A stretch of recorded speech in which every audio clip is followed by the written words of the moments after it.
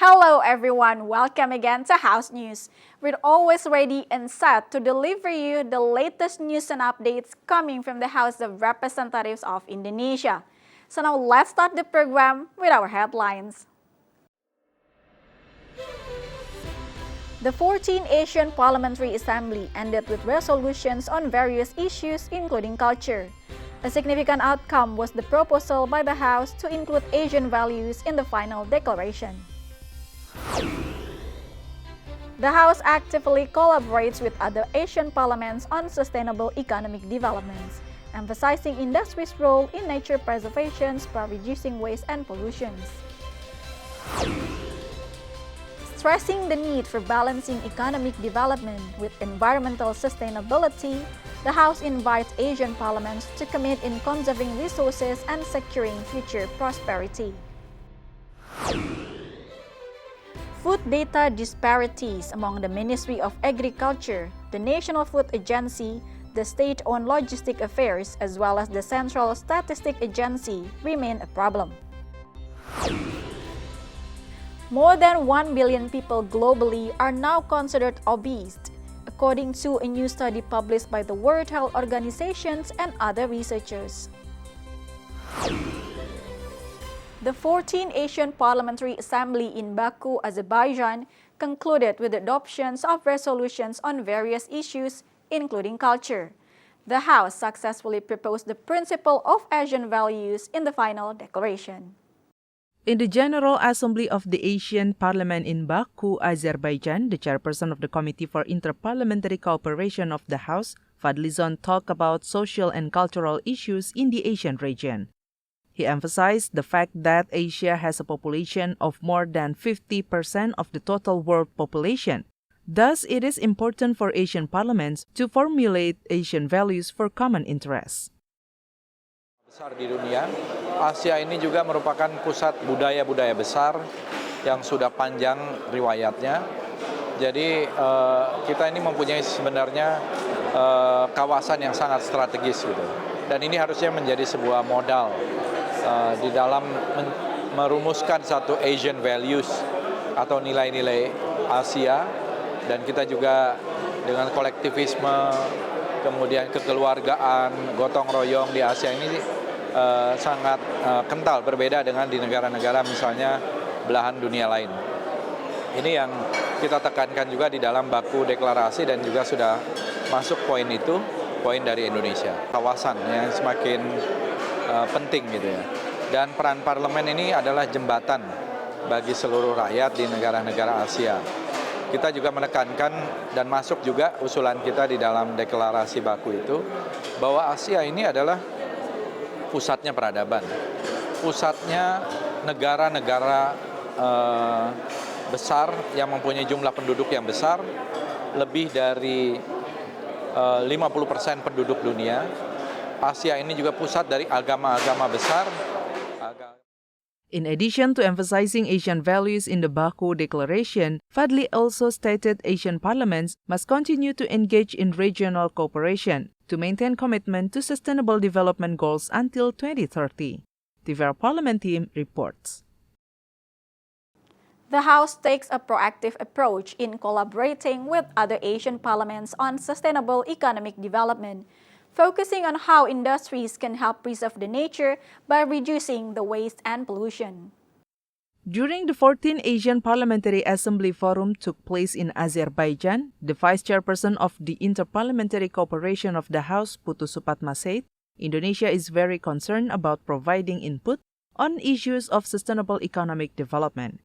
Putu hoped by 2030, sustainable economic development can be implemented worldwide, especially in the Asian region.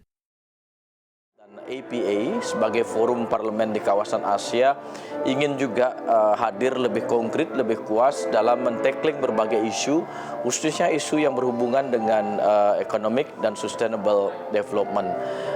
Ada beberapa poin yang memang kita bahas mengenai environmental issue, karena memang kita ketahui banyak terjadi permasalahan kendala tentang lingkungan dan juga dampak climate change terhadap kondisi global yang memang sudah nyata terjadi.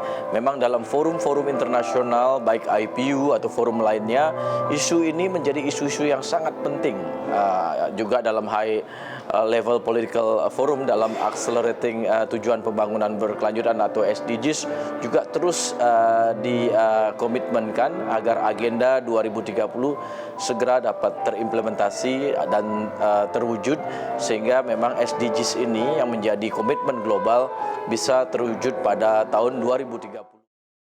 The objective of the Sustainable Development Goal is a global development agenda to end poverty, protect the planet, and ensure all people enjoy peace and prosperity. TVR Parliament team reports.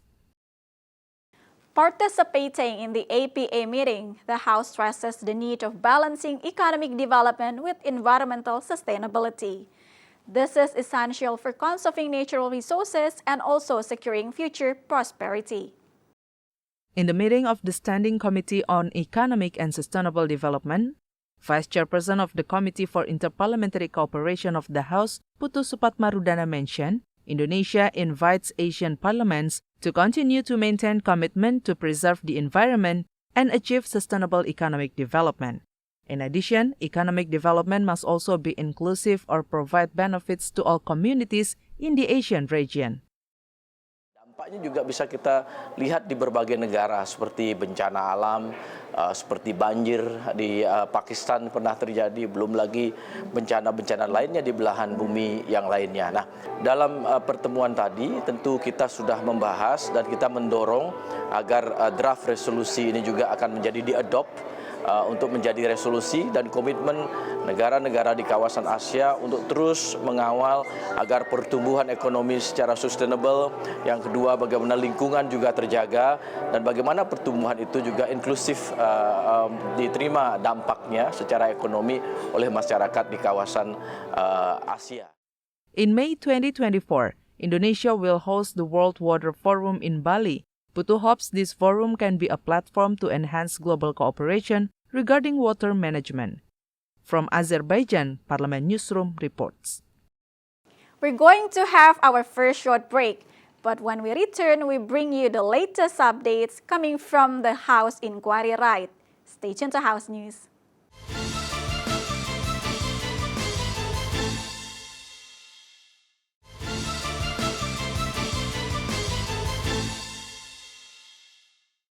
Commission 4 of the House asked the government to address data disparities among food institutions. Improving food data accuracy would better control over food prices and stocks. Despite having different methods in collecting data, Member of Commission 4 of the House Hermanto asked all stakeholders in the food sector to ensure the data reflects the actual market condition. Valid food data is important in making the food-related policy.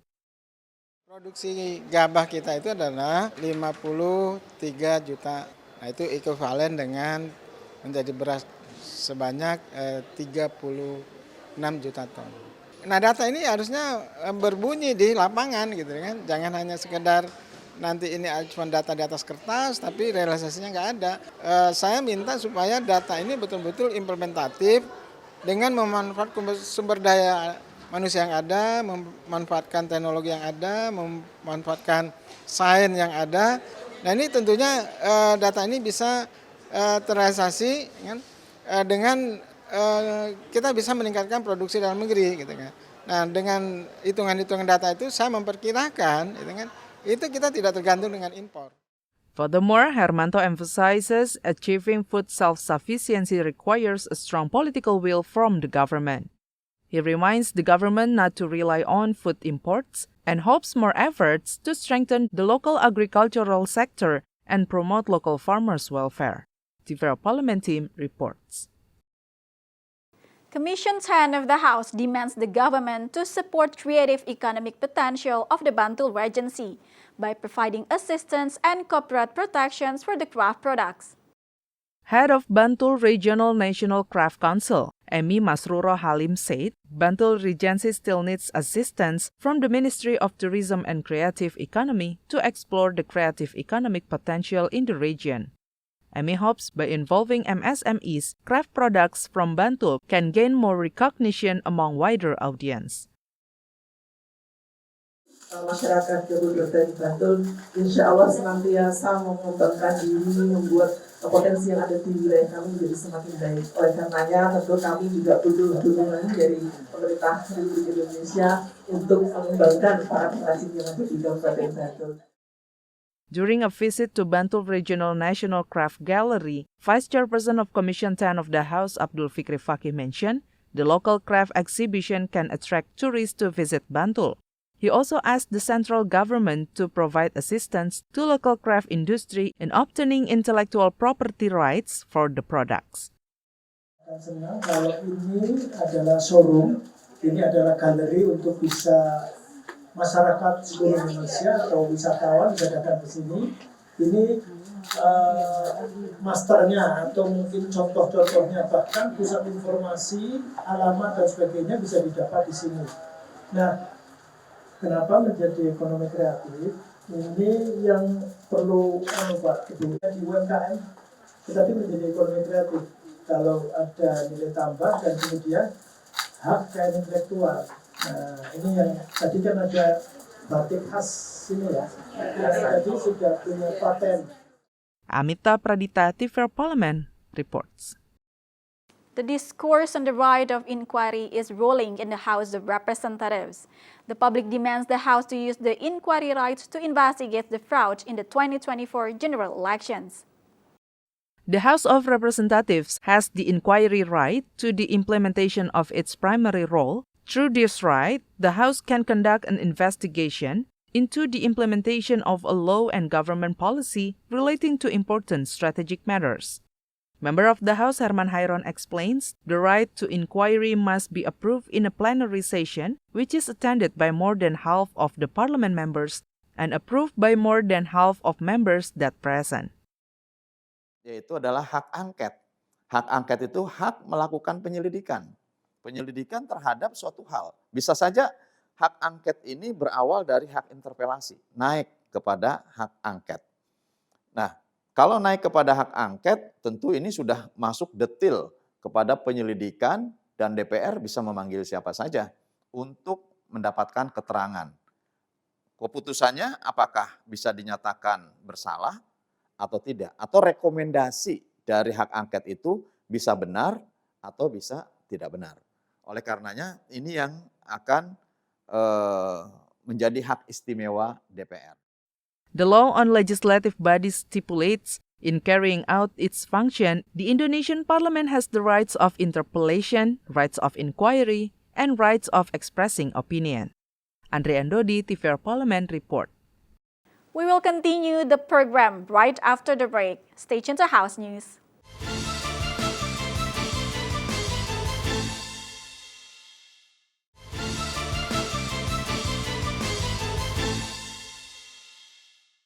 Globally, obesity rates have been increasing steadily over the last 3 decades. The data shows that almost 2.3 billion children and adults are living with overweight and obesity. Taken from CNN Health, more than 1 billion children, teenagers, and adults live with obesity around the world, making it the most common form of malnutrition in many countries. Tonga and Samoa had the highest prevalency of obesity in 2022 for women, while Samoa and Nauru had the highest among men. In those countries, more than 60% of the adult population was obese. Among children, the South Pacific Island and the Cook Island had the highest prevalence of obesity among both girls and boys, where more than 30% were living with obesity. The World Obesity Federation predicts 51% of the world will be obese or overweight within the next 12 years. Rates of obesity are rising quickly, especially among children and in lower-income countries. Obesity is a complex issue with various contributing factors, including diet, physical activity, genetics, and health conditions. Obesity can lead to serious health problems such as cardiovascular disease, diabetes, stroke, and certain types of cancer. one of the most effective ways to prevent obesity is to maintain a healthy diet. Regular exercise can also help in maintaining a healthy weight by burning calories and building muscle mass. Nearly 2 years after the COVID-19 pandemic began, people in the category of Generation Z are reporting higher rates of anxiety and depressions than any other age group. A new report shows 60% of Gen Z have a medically diagnosed anxiety condition. The report includes 1,000 Gen Zers who struggle with anxiety. The most common cause of their anxiety is the future. Generation Z, also known as iGen, Centennials, or Zoomers, is the generation following millennials. Generation Z is a demographic group born between 1997 to 2012. They are known as digital natives and recognized as the first generation raised with the technology like the internet and social media. As a result, they have the opportunity to access of information and the ability to connect with individuals around the world. Gen Z has grown up with challenges in every aspect: the high-pressure economic and political situation, their youth, and social and economic costs, cause Gen Z to value a convenient life with comfort, flexibility, choice, and diversity.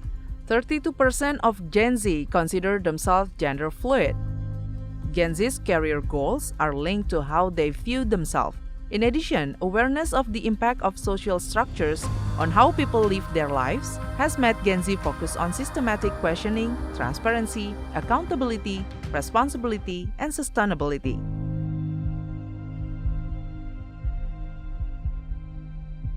Using skincare is an effective way to maintain the health of our skin. A research says we don't need skincare routine, just applying most basic routine can keep our skin bright, hydrated, and protected from the sun. Developing a regular skincare routine is important for the health of your skin. It doesn't have to be complicated, but it should be consistent for best result. A proper skincare routine is designed to clean and maintain healthy skin, prevent damage, protect against internal and external factors, and repair any existing damage. We are sharing the 3 essential steps that we believe should be in everyone's basic skincare routine. A good cleanser will remove all the dirt, oil, and makeup from your skin. It's important to find a cleanser that is gentle enough for your skin type. If you have dry skin, look for a moisturizing cleanser that will not strip away your natural oils. If you have oily skin, look for a cleanser that controls oil production. Moisturizing is vital to keeping skin healthy and helping aging skin appear more youthful. The right moisturizer can help prevent both dryness and extreme oiliness. Gently massage your moisturizer into slightly damp skin. A pea-sized amount is enough for your entire face. Sunscreen is essential all year round, even on cloudy days. Sunscreen protects your skin from the sun's harmful UV rays, which can damage cells and add skin. It's crucial to preventing skin cancer. For your morning routine, use sunscreen with SPF 30 or higher. Apply at least 30 minutes before going outside. And that's House News for today. Thank you for watching, and I'll see you again next time.